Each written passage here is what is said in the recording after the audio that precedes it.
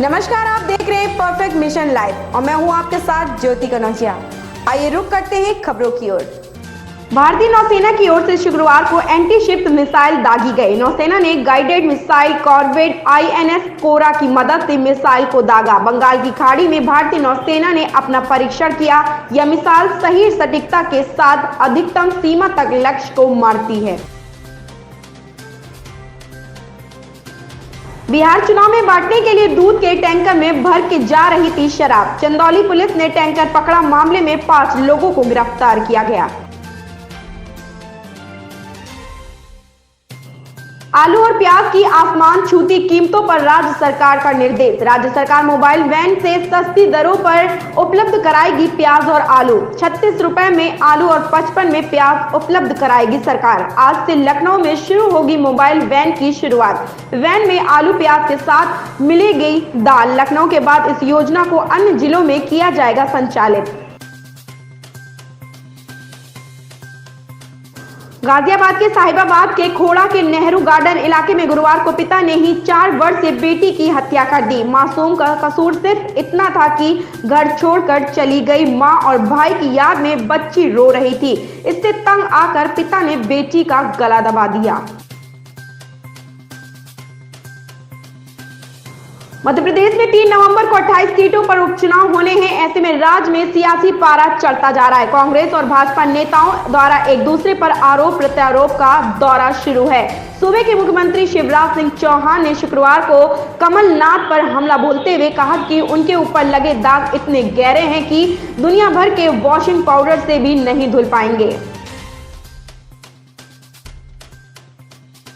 देश की सबसे बड़ी कार निर्माता कंपनी मारुति सुजुकी इंडिया निजी क्षेत्र के तीसरे सबसे बड़े बैंक एक्सिस बैंक, इंजीनियरिंग और निर्माण क्षेत्र की कंपनी लॉर्सन एंड ट्यूब्रो, सार्वजनिक क्षेत्र के केनरा बैंक और PNB हाउसिंग फाइनेंस ने सितंबर तिमाही के नतीजे घोषित कर दिए हैं। इस दौरान कोरोना वायरस महामारी के चलते कंपनियों पर असर पड़ा है। आइए जानते हैं किनको फायदा हुआ है और कौन सी कंपनी को नुकसान हुआ है। अखिल भारतीय कांग्रेस कमेटी की जल्द ही बैठक होने वाली है। कांग्रेस की तरफ से अभी तक इसके लिए तारीखों का ऐलान नहीं हुआ है। माना जा रहा है कि इस कोरोना वायरस, अर्थव्यवस्था और बिहार चुनाव को लेकर चर्चा हो सकती है। पराली के धुएं और हवा की गति कम होने से राजधानी दिल्ली में आज प्रदूषण स्तर गंभीर श्रेणी में पहुंच गया। वायुमंडल में प्रदूषकों के बढ़ने के साथ राष्ट्रीय राजधानी में वायु की गुणवत्ता बिगड़ती जा रही है। केंद्रीय प्रदूषण नियंत्रण बोर्ड CPCB के आंकड़ों के अनुसार आनंद विहार, बवाना, पटपड़गंज और वजीरपुर में प्रदूषण का स्तर गंभीर श्रेणी में पहुंच गया है।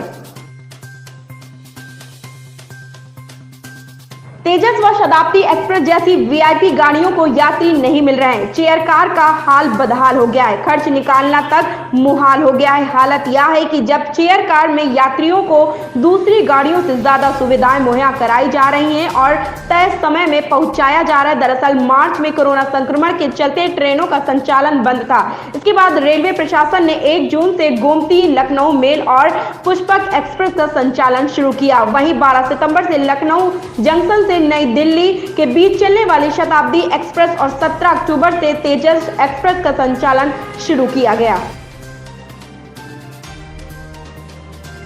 घरेलू उड़ानों पर हवाई किराए की ऊपरी और निचली सीमा 24 नवंबर के बाद 3 महीने तक और लागू रहेगी। नागर विमानन मंत्री हरदीप सिंह पुरी ने गुरुवार को यह जानकारी दी। मंत्रालय ने सबसे पहले 21 मई को 7 बैंक के जरिए यह सीमा 24 अगस्त तक के लिए लागू की थी। इसका वर्गीकरण यात्रा के समय के हिसाब से किया गया था। बाद में इसे बढ़ाकर 24 नवंबर कर दिया गया था। ऐसी ही बड़ी खबरों से जुड़े रहने के लिए आप देखते रहें परफेक्ट मिशन लाइव।